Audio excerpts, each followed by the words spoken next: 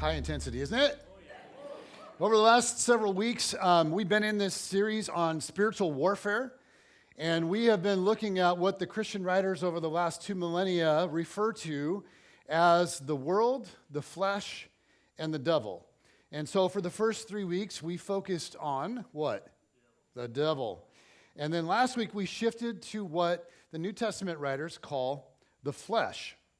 As human beings, we are all a mixed bag of desires.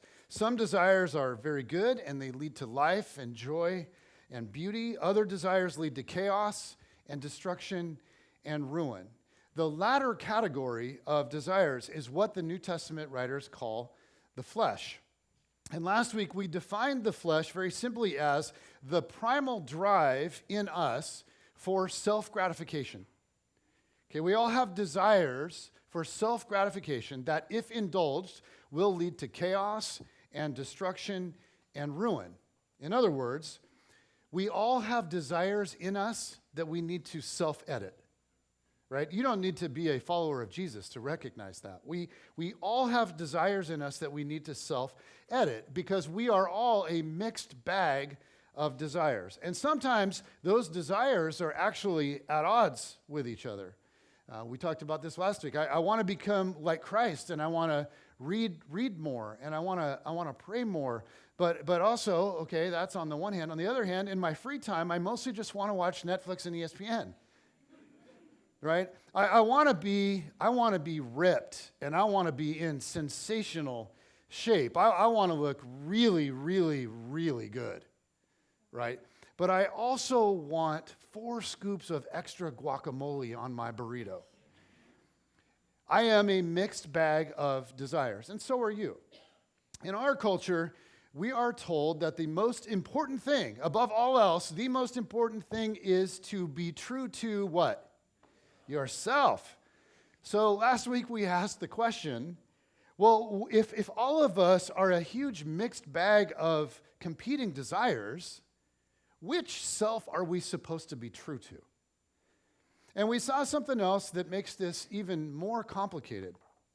Often our strongest desires are not our deepest desires, right? Like in the moment where my flesh is active and it's dialed in on something, whatever it fixates on becomes all I can think about. The desire to lust, to objectify a woman's body, desire to gossip, okay, to belittle somebody, to tear somebody down to make myself feel better. The desire to waste money on something I really don't need.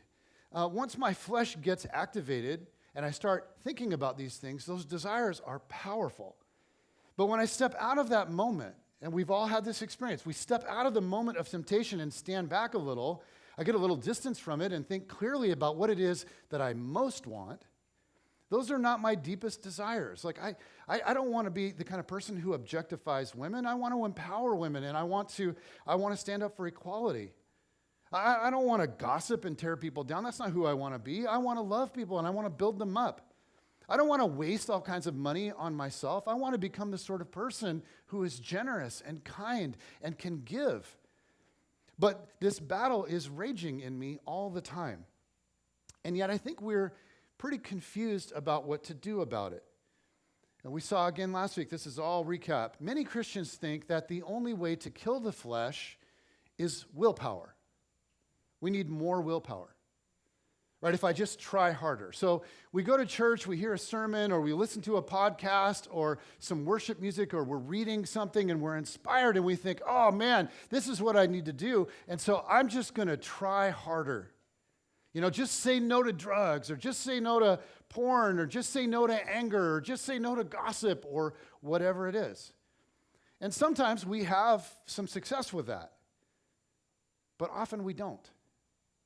We lose resolve over time, we give in to temptation, and soon we start thinking, man, like, I'm not very good at this.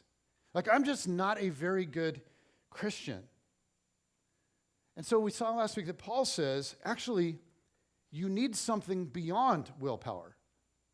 Okay, the solution to the problem is not just willpower, it's what? Spirit power.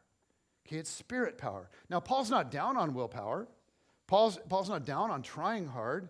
If we're going to crucify the flesh, It's going to take effort for sure, but what he wants us to understand is effort alone is not enough. Human willpower is not enough to overcome the flesh. It just isn't. You need something else. You need something more. You need the Spirit. And so that leads to a vital question. How then do I live by the Spirit? How do I walk with the Spirit? How do I move with the Spirit? And I think for many of us, we really are totally lost when it comes to what this is and what it looks like. What does it mean to live by the Spirit? It sounds so mystical, right? It sounds like something that the average Christian can't do. Like you need to be a priest, right, or a monk, or a nun, or a mystic, to do this. So last week we saw that this actually is pretty simple. It's not a foggy, mystical thing. It's something that is very tangible, and it's something that we can all do. Now, I am so fired up about what we talked about last week. And many of you reached out to me and just said that there was it's just like mind blown, light bulb went on for you. You felt challenged, you felt encouraged all at the same time. It was, and so I'm tempted to just sort of recap all of that, but I'm not going to, because to try to recap it and condense it would be to reduce it. And I think that this concept is so vital and so misunderstood by so many Christians that I will simply say this. If you were not here last week and you have not already, please go back and listen to last week's message. I'm not going to say that about every message. I do feel that way about every message, but I am not going to. Last week was something that I hope that everybody in our church and beyond hears and comes to understand. So how do you do that? If you don't know how to do that, you go to our website, which is on your bulletin, brookviewchurch.com, and you just click on the messages, and you can watch it on YouTube, or, and this is kind of new in the last month or two, you can do an audio-only version, so you can be driving and still have your Waze working or whatever. You can do iTunes, you can do Google Play, you can do Spotify or Stitcher. What the heck is Stitcher? What? I have no idea, but Brookview is there, baby. So if you missed last week, it was a foundational message on resisting the flesh and living into the life that God wants us to live into. So beginning to live by the Spirit, walk in the Spirit. So please check that out. Today, I want to talk about something else that I think really confuses us. As most of us have heard, most of us are aware, at the center of Christian life is the way of the cross, right? It's the way of the cross. It was the way of Jesus, we know, right? Jesus died on the cross. Pretty aware of that. Some of you might have heard about that. It's kind of a big deal. And this is really where our confusion comes. According to Jesus, we are to die on the cross too. I want to read you a famous passage, and then I want to spend the rest of our time today thinking about its implications. We're picking this up. This is Matthew chapter 16, verse 21, and it says, "From that time on, Jesus began to explain to his disciples," his apprentices, "that he must go," notice that phrase, must, he must go to Jerusalem and suffer many things at the hands of the elders, the chief priests, and the teachers of the law, and that he must be killed and on the third day be raised to life. Peter took him aside and began to rebuke him. Classic Peter, right? "Never, Lord," he said, "this shall never happen to you." And this is kind of how we feel about sacrifice and suffering and death, right? Jesus turned and said to Peter, "Get behind me, Satan." That's at the top of the list of things you do not want to hear Jesus say to you. Right? "Get behind me, Satan. You are a stumbling block to me. You, Peter, are in the way. You do not have in mind the concerns of God, but merely human concerns." Get behind me, Satan, Jesus says to Peter. Okay, what you are saying is not from God at all. Peter, it is human thinking. So Jesus corrects Peter, and then he turns to all of his disciples who were probably thinking the same thing as Peter. And it says, verse 24, then Jesus said to his disciples, whoever wants to be my disciple, okay, my apprentice, my follower, my student, whoever wants to be my disciple, and here's the word again, must. Whoever wants to be my disciple must deny themselves, take up their cross, and follow me. So at the center of the way of Jesus is this symbol of a cross, the symbol of a cross. And over the years, it's become interesting because what it once meant in the Roman Empire has changed in our culture. We've turned it into like an architectural feature on a building, right? We have one on the front of ours, and I love it. We have one I love it. We've turned it into an emotion-filled song. We've even turned it into jewelry, necklaces, earrings. I won't go on and on. There's other places you can put them, but. And none of that with the cross is bad. It's a powerful symbol, right? But in some ways, over many years in our culture, it's really lost its meaning, right? I mean, we see it, and what's the feeling that we get when we see it? It feels peaceful, it feels beautiful, it feels nice. But in its original context, the cross was a brutal symbol of humiliating, extended, painful death. The call of Jesus to deny ourselves and take up our cross, is essentially a call to come and die. Now, in the world that we call home, right, in our culture, and in Seattle in particular, that sounds crazy. It just sounds crazy. The barrage of cultural messages that we constantly receive says the exact opposite. Everything is about self-fulfillment, not self-denial. Our economy and our entire culture is built on not denying yourself. The closest thing that we have, really, to self-denial that is embraced by our culture is sort of the culture around health and fitness, right? Where you deny yourself almost all of the really good foods that taste good, and then you maybe deny yourself sleeping in, and you get up early and you go work out. The most extreme example that I know is CrossFit. Do we have any CrossFitters in here? CrossFitters? Oh, yeah. That's right. See, you can follow Jesus and be part of a cult at the same time. That's the most amazing thing. You know it's true. But even in health and fitness, when you think about it, there's still an element of self-fulfillment to it, right? What's the ultimate aim of all of it? It's to look and feel good. Now, that's not wrong at all, but that's the end goal. Or another example in our culture of something that we embrace that would be somewhat close to self-denial would be careerism, where you sacrifice really hard to put yourself through school, and then maybe you work crazy hours for 10 years or 15 years or 20 years or whatever it is as a med student or a lawyer or whatever it is, and you're working through all of that.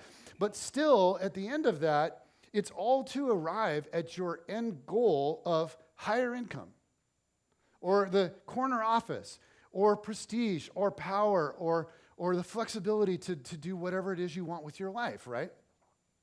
Overall, most of us just can't, and especially in this Seattle culture, we almost cannot fathom a vision of the good life that does not involve getting what we want.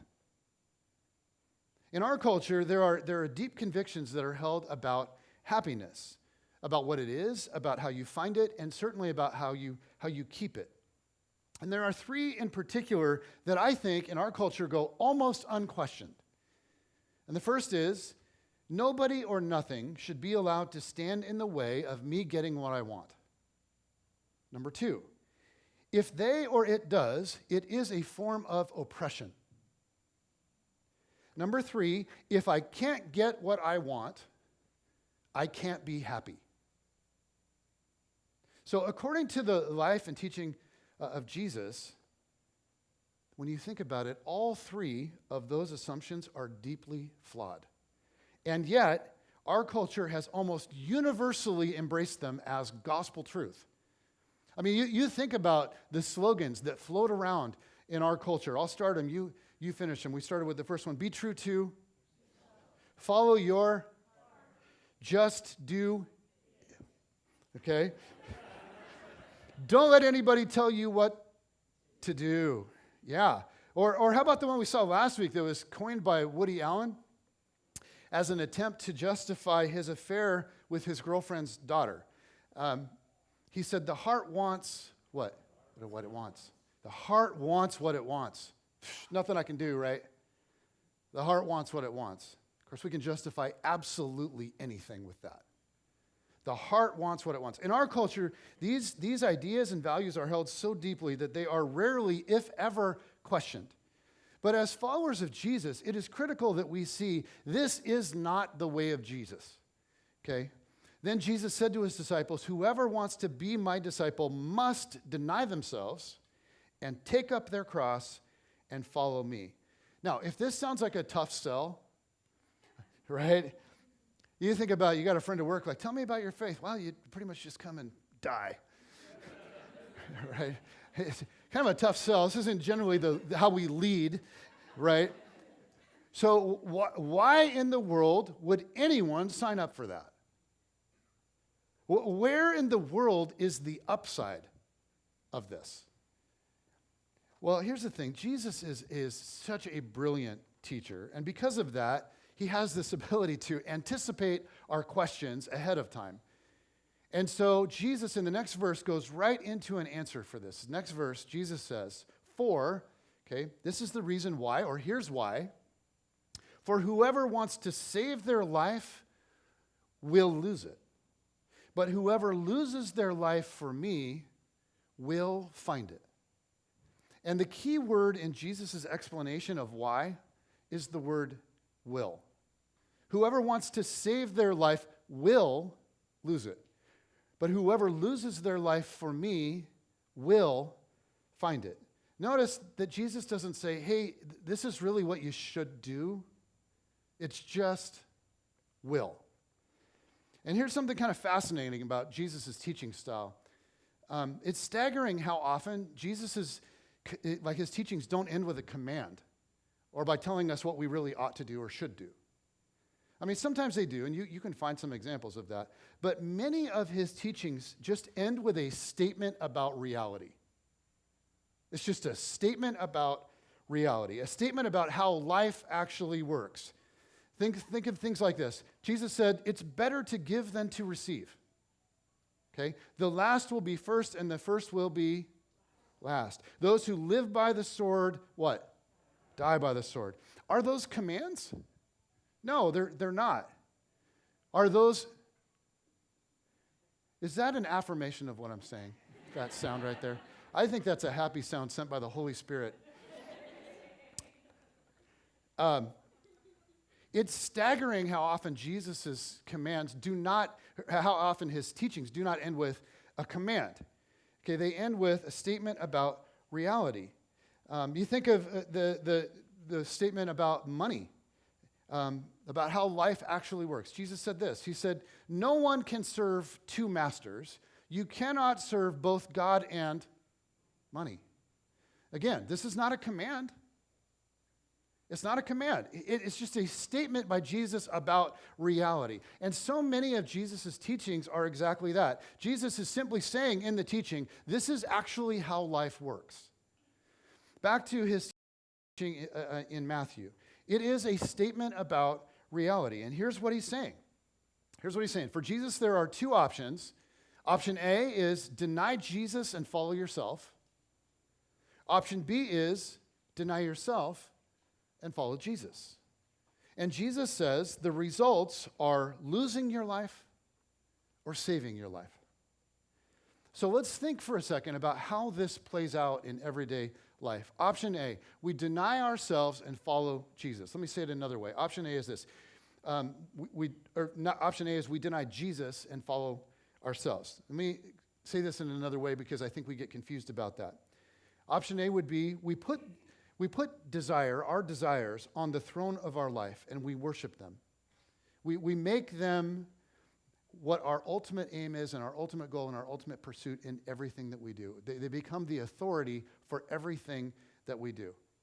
Here's the problem, and you see it all over the world. If we do that, if we choose to follow ourselves, okay, we will be dissatisfied. Jesus said this is just how it is. We will be dissatisfied. Like going all in on trying to satisfy all our desires leaves us unsatisfied. The more desire fulfillment is our ultimate and only aim, the less satisfied we will become over time. Can you experience moments of pleasure? Sure. But you will not be happy and content over time. And I just encourage you to look around and judge for yourself what you see in the world. And here's why. And I think we all know this. I think we've seen it. I think we've felt it. This is the law of the human condition. The more I get, the more I want. The more I get, the more I want. No matter what it is that we want, whether it's good, and there are lots of things that we want that are good, or evil. Even if it is good, we will never be able to get enough of it to be satisfied long term. You run this through the old adage, right, of money, sex, and power. Okay, there's nothing wrong with any of those things, but let's start with money. Here's my experience. No matter how much money I have or make, I always want more. I mean, what's the quote, the old quote? You remember the quote from Rockefeller, the oil tycoon? He was the richest man in the world at the time. He was Bill Gates of his generation. And he was asked by a journalist one time, how much money, Mr. Rockefeller, is enough? And he gave the classic famous answer, right? Just a little bit more. Just a little bit more. Now, be honest. Do you ever feel like that about money? Okay, come on. This is an authentic church. I do. Like, just a little bit more. I'm never like, man, I just wouldn't be happy unless I had another $200K per year. It's not, I'm like, I just need a little bit more. Right? Just a little bit more. A few hundred more per month. But the thing is there's never actually satisfaction at the end of the rainbow. It's like I'm chasing my shadow. And because the more I get, the more I want. And this is just as true with sex. You can see it by all of the different mutations of it in our culture. I mean, what happens when people decide that sex is the answer, the ultimate thing that's going to provide satisfaction and happiness? Does it lead to happiness and satisfaction long term? No, it doesn't. You think about this in the realm of power. Like, what is power? Well, power is the ability to control and shape the world and then our life in it to fit our desires. I think we all want more power, and there's nothing wrong with that. I mean, we want to be able to shape things the way that we want them. We all want more power. We all want to grow our capacity to make life how we want it to be. But the point is, no matter what it is you want, money, sex, power, or whatever else for you, you fill in the blank, once you get it, here's what's going to happen. You're going to want more. John Ortberg wrote a little story about our struggle with this, and I've shared this in different contexts at Brookview before. Many of you have heard it. I shared it yesterday at our partnership class, which made me think, hey, this is a good example of what I'm talking about. And so I worked it into the message. But I think this is awesome. He writes, there once was a young girl whose parents took her to the Shrine of the Golden Arches. There she saw an opportunity to buy a combination of food and a little toy that someone in a fit of marketing genius named a Happy Meal. May I have it, please? She asked her parents. I must have it. I don't think I could live without it. No, her parents told her. The toy is a trivial little thing that just enabled the price of the package to be raised beyond what it's really worth. It's not in the budget. We can't do it. But you don't understand, she thought. She knew that they would not just be buying fries, McNuggets, and a dinosaur stamp. They would be buying happiness. She was convinced that she had a little Mick vacuum at the core of her soul. So she explained, I want that Happy Meal more than I've ever wanted anything before. And if I get it, I'll never ask for anything again, ever. Now, as you can imagine, he goes on, he says, she says, no more complaining, no more demanding. If you get me that Happy Meal, I will be content for the rest of my life. And he writes, parents, I think you can relate to this. Says, this seemed like a pretty good deal to her parents, so they bought it. He says, and it worked. She grew up to be a contented, joyful, grateful woman. She lived her life with serenity and grace. Her life in many ways was hard. The man she married turned out to be a louse, whatever that means. And he abandoned her with 3 small children and no money. The kids, too, were a disappointment. They dropped out of school, sponged off her meager resources, and eventually left without a trace. When she was an old woman, Social Security gave out, and she had to live from hand to mouth. But she never complained. She had gotten that Happy Meal. She would think to herself often, I remember that Happy Meal. She'd say to herself, what great joy I found there. Just as she had predicted, it brought her lasting satisfaction. She was grateful for the rest of her life. Goes on, he says, does life ever work this way? You would think that after a while, children would catch on and they would say, you know, a Happy Meal never brings lasting happiness. I'm not going to get suckered into it this time. But it doesn't happen. When the excitement wears off, they need a new fix, another Happy Meal. They keep buying them and they keep not working. In fact, the only one Happy Meals brings happiness to is McDonald's. Ever wonder why Ronald McDonald wears that grin all the time? Billions of Happy Meals sold. Of course, only a child would be so naive. Only a child could be foolish enough to believe that a change in circumstance could bring lasting happiness. Or maybe not. Maybe when you get older, you don't necessarily get any smarter. Your Happy Meals just get more expensive. Now, we talk about this concept a lot in the arena of money or stuff, right? Clothes, cars, houses, vacations. But this is true for us when it comes to a change in any kind of circumstances. It is the if only syndrome, right? The if only my health was better. If only my marriage was better, right? If only my spouse was better. You've thought it, I know you have. If only I could get a new career. If only I could live somewhere other than here. If only I could get what I want, then I would be happy. And we fixate on whatever that is, and then we make it the God of our life. We put satisfying that desire on the throne. And here's the truth of the human condition. Back to the truth. The more I get, the more I want. And the more I make desire fulfillment my aim, the less satisfied I will eventually become. On the flip side, if you deny yourself and follow Jesus, something happens, and you begin to discover that you can be satisfied.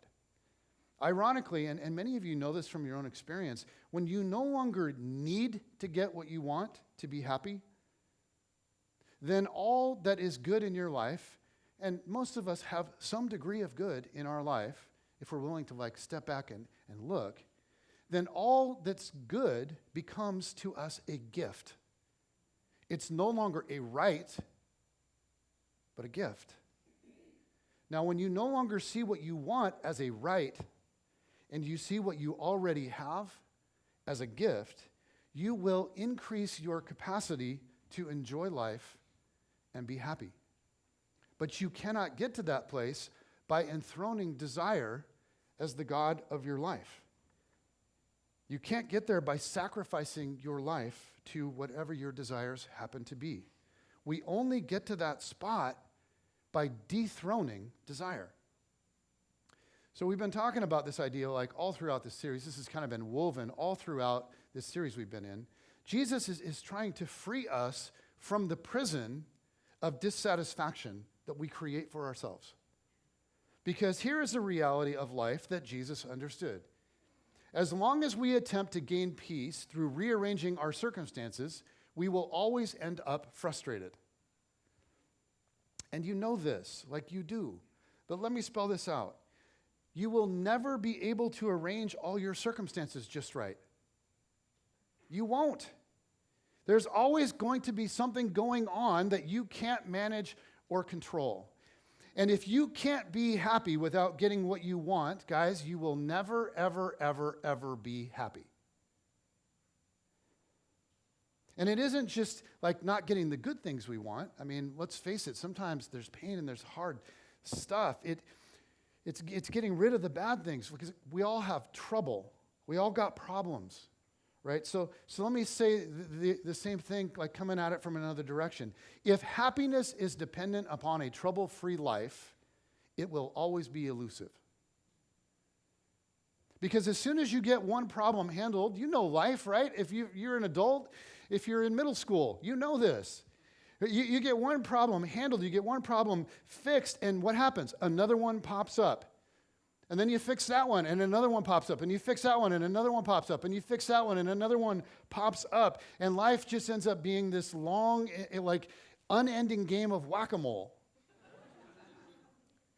Right? Just when one thing gets better, something else goes haywire. And so if your life needs to be trouble-free for you to be happy, then the best that you could ever hope for in this life is just fleeting moments of happiness in between troubles. So if we choose to follow self and we enthrone our desires, we will be dissatisfied. But here's something else. If we choose to follow ourself, and again, this idea has been woven all the way through this series, we will be enslaved by our desires. We'll be enslaved by them. Now, I want to be clear. Jesus' teaching on this is not the same as the teaching of the Buddha. In Buddhist view, the Buddhist view is that all desire is bad, problematic, and it leads to problems. Okay, and so if you're familiar with Buddhist teaching, the goal for the Buddhist is the cessation of all desire. Now, it may take many lives and many reincarnations to get there, but if a person can get there and ceases all desire, they reach what? Nirvana, which we think, well, what is that? What is nirvana? The description of it is, it's where the flame goes when it gets blown out. That's the goal. For the Buddhist, all of life is suffering, and suffering is the result of having desires. And so the only way to be free is to cease all desire. So I want to be clear, because I want to make sure that we're not teaching Buddhist theology through Jesus. This is not the teaching of Jesus. For Jesus, human beings are all mixed bags of desire, some good, some not good, but the goal is not to cease all desire. The goal is to become driven and motivated by love. What is love? Well, love is simply willing the good of another above my own. It's willing the good of another above my own. Okay, it's not attraction, sexual attraction. It's not wanting to be in an exclusive relationship where the one that they like best is me, because that's still selfish, right? Love is simply willing the good of another above my own. For the follower of Jesus, the lifelong quest is to become the kind of person where every action is love and motivated by love.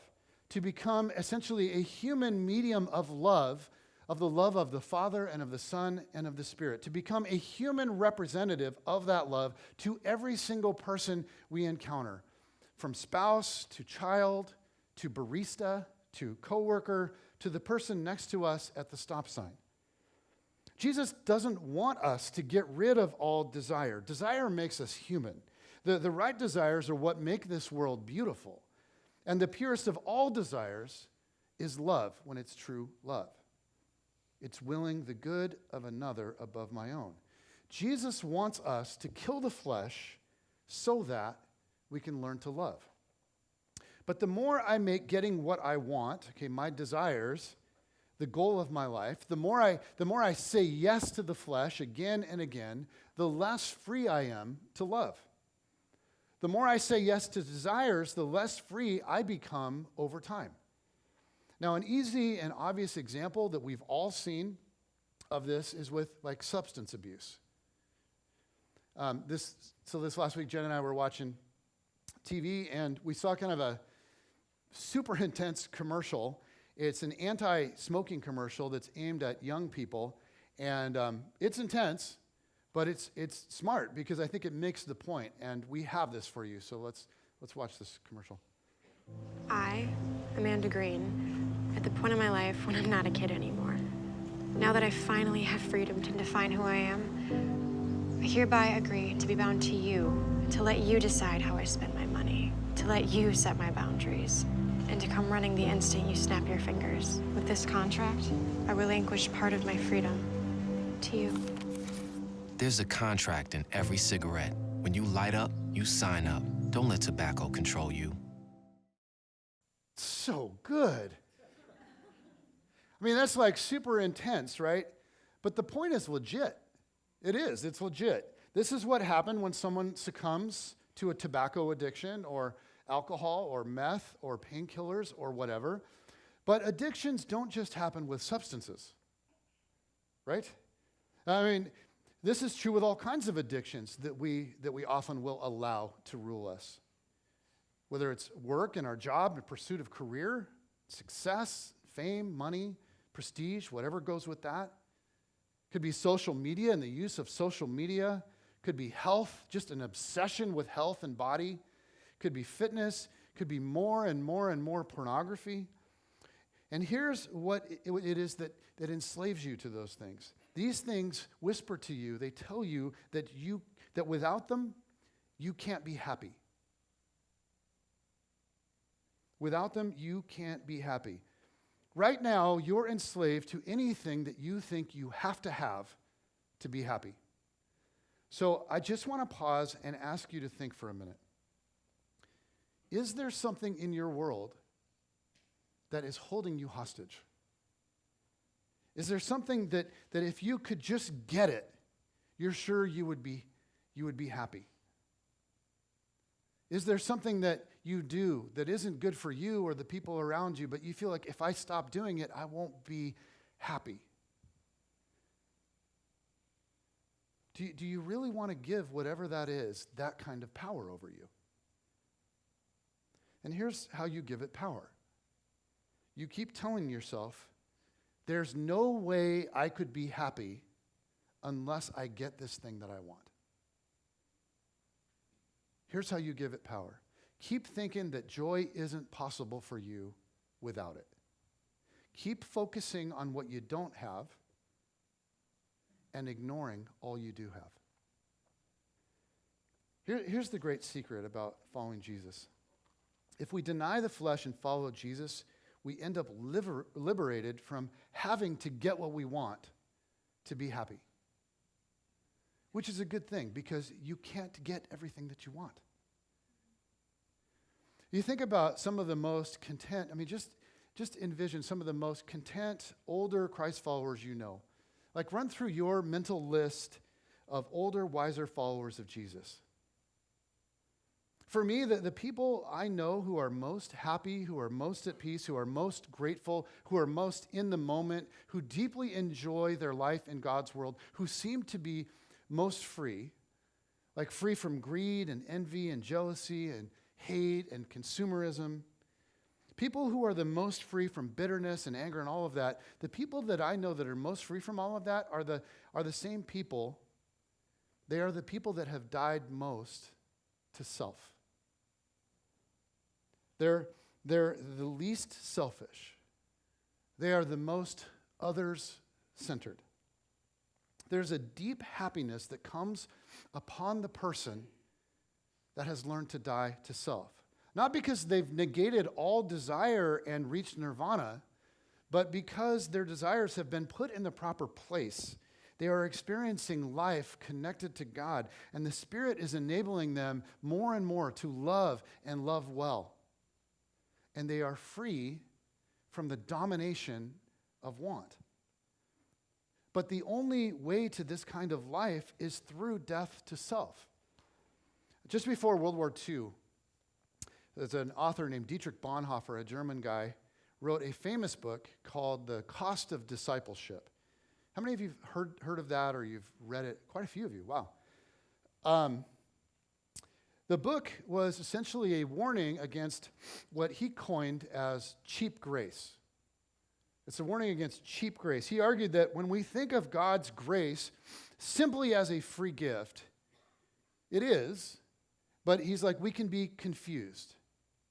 You know, what Jesus did for us is a gift, and we don't earn it. But he said, let's not be confused. He said, there is a cost to following Jesus. There is a cost to following Jesus. You will no longer be able to just do whatever you want. You will need to die to yourself. There is a cost.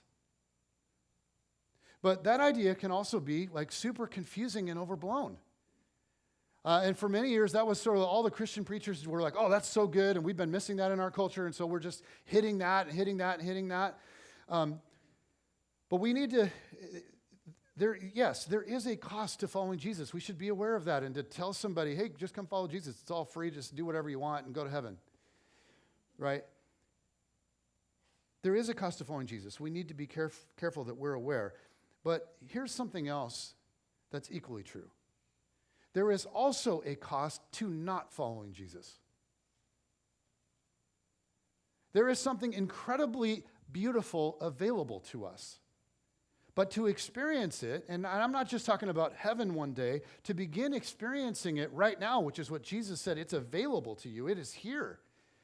There is a way. The way is to deny ourselves, to take up our cross, to follow Jesus.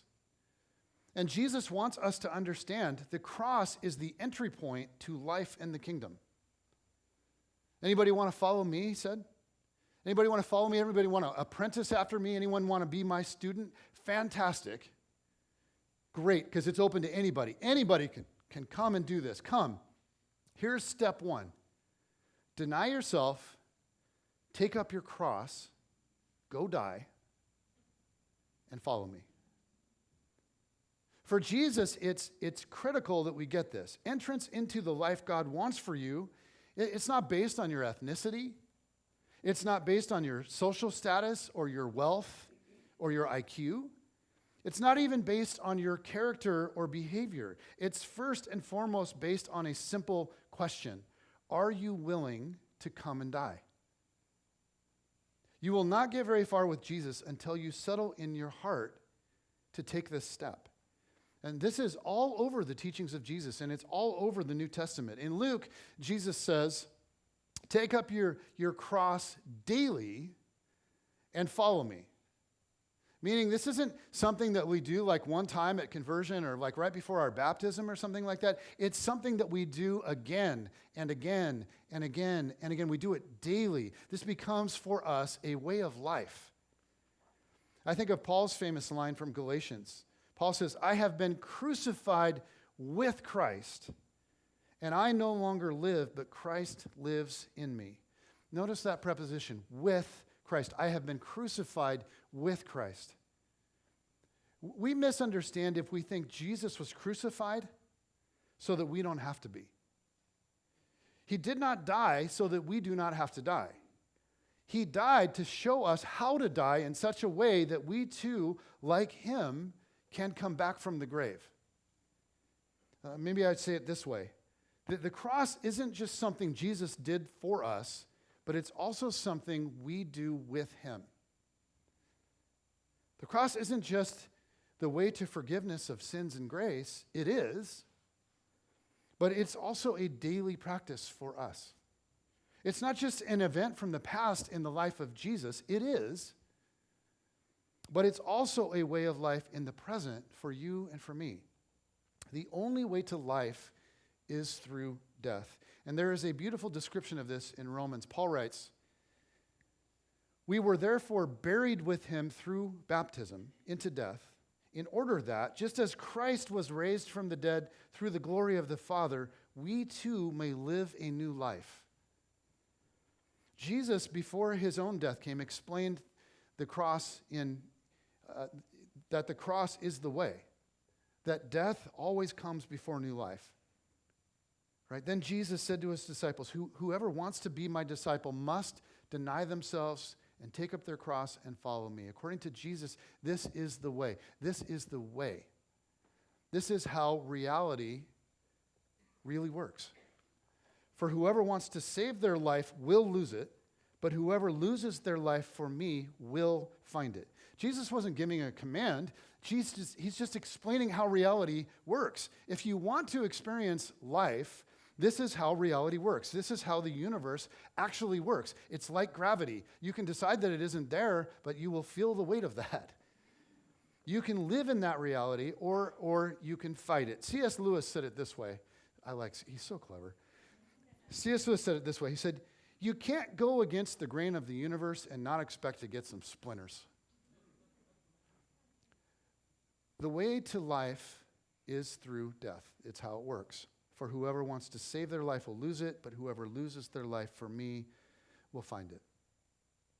To close, I want to invite the worship team to go ahead and make their way up. But as they do, I want to invite the rest of you to close your eyes for a second. Just close your eyes and visualize. And in your mind's eye, picture Jesus on the cross. And then visualize yourself on your own cross with him, next to him. Or maybe take an unsatisfied desire or something that you're wrestling with right now. Take that desire and visualize it on a cross next to Jesus. Because you're sending that part of you to the cross with Jesus. But the thing is, we don't stop with the cross. The story never ends there. And so now visualize yourself walking out of the tomb 3 days later. Visualize yourself walking out of darkness and into light. Visualize a beautiful, bright, crisp, sunny Palestinian day. And you are fully alive with the whole world in front of you. That pattern of dying and rising is at the core of the way of Jesus. It's at the core of the universe. This is how the universe actually works. For whoever wants to save their life will lose it, but whoever loses their life for me will find it.